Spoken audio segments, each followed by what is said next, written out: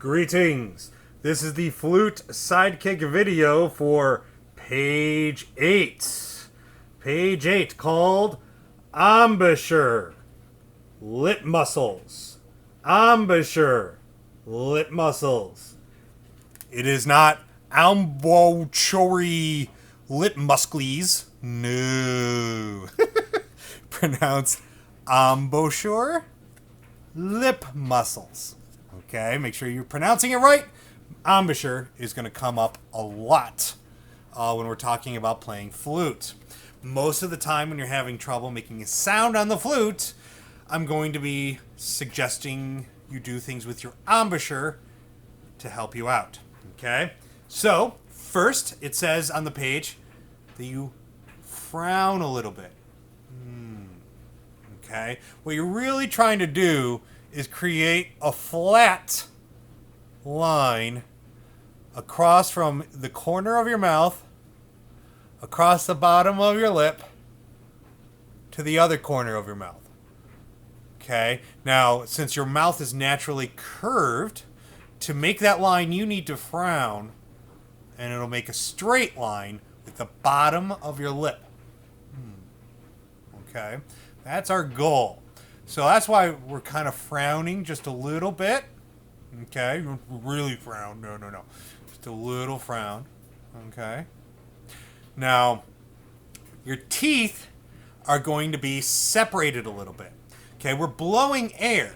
And if you keep your teeth like together, air's not going to flow through to your flute very well. Okay, so your teeth are going to need to be separated a little bit. When I first learned, I was told 2-finger separation. Okay, that's kind of big. But definite separation between your teeth. Frowning. And your jaw, therefore, is dropped just a little so there can be that space. All right? Now, you're going to be blowing over the flute, just like you did when it was just the head joint. Okay? So you're going to be blowing over it. So just like the head joint, now that you got used to finding the hole with your head joint alone, it's going to be a little different when you have the whole flute. So both your right and left hands are going to be towards the right of you. Towards the right of you. The right side. Okay? Not like this. Like this. Okay? So they're both facing way over. All right? And you're going to need to, for practice, eventually someday you'll be able to bring it right up and know the right spot to put that tone hole underneath your mouth. But until you're used to holding the flute and finding that spot, it's totally normal to put the center of the hole at the center of your lips. Roll down. Frown a little bit. Okay, you can see when I'm frowning and I'm talking, I'm almost making sound as it is. A little bit of my lip might even be over a little bit of the hole right there. Okay, and that's fine. Alright, but it is pressed right there underneath, and you're frowning a little bit, creating a flat line across that mouthpiece. Okay. Now, like we talked about before, you make a small aperture. Aperture is how big the circle is that you're blowing out of. Here's a big aperture and a small aperture. Okay, very small. So you're frowning just a little bit, making a straight line here to here. Okay, and in the page here, on the very, very bottom right, it says, pretend this is a bowl of soup. Blow quick and cold air to cool it off. Okay, so cold air is, when I say to blow cold air, I'm saying to blow like you're cooling off something hot, like a bowl of soup.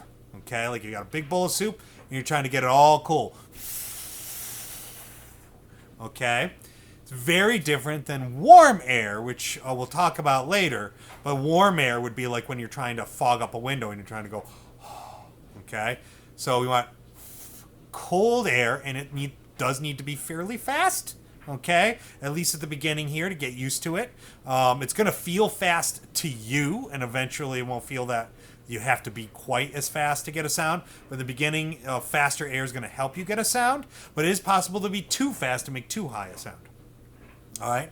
Now your tongue is going to touch the top of your mouth, like when you say two, and you're going to go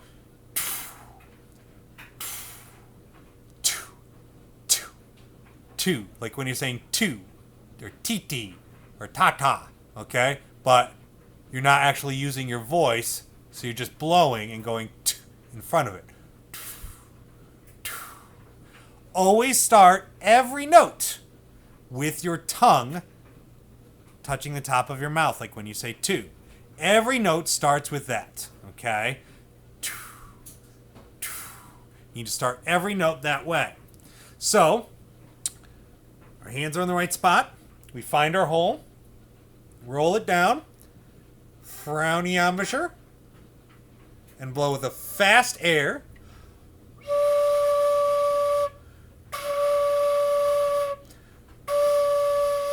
And I can do multiple tonguing. Now, if you hear this, that's still good. That's okay. If I'm not pressing any fingers down yet, I'll either get or. It's important not to get this, though. That's not good. No, no, no, no, no.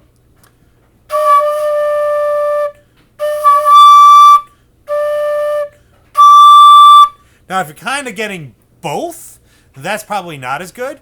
Okay, you want to try and be controlling getting one or the other and not going back and forth while you're still holding the same note.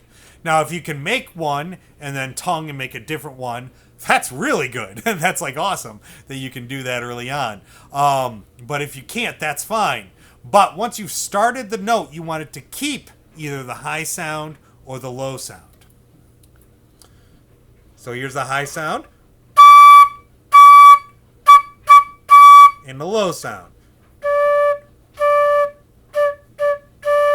Okay, that's with me not pressing any fingers down. I've got the flute in the right spot. I've got my thumb there. I've got my first fingers. Skipped a key one, skipped another key, two fingers, pinky. But none of them are pressed down. They're all up a little bit.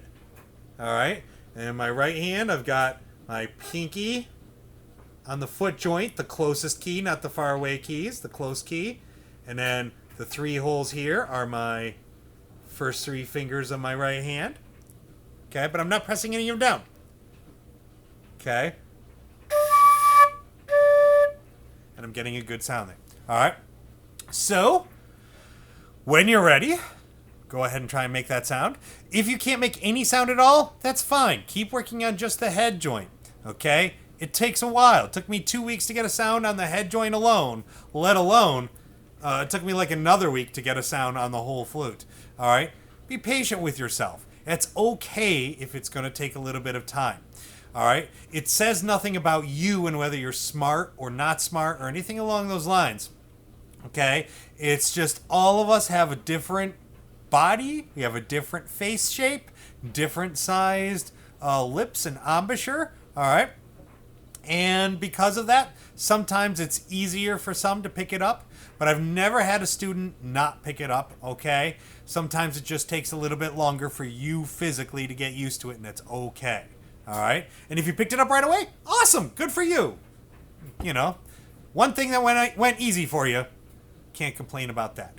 All right, so once you're far enough that you can do that you can put your instrument together, that you know your hands are in the right spot, that you skipped these keys here, all that stuff, that you're not sliding side to side, you're not holding it wrong, you know for sure you've got it right, palm away and a palm towards you, okay?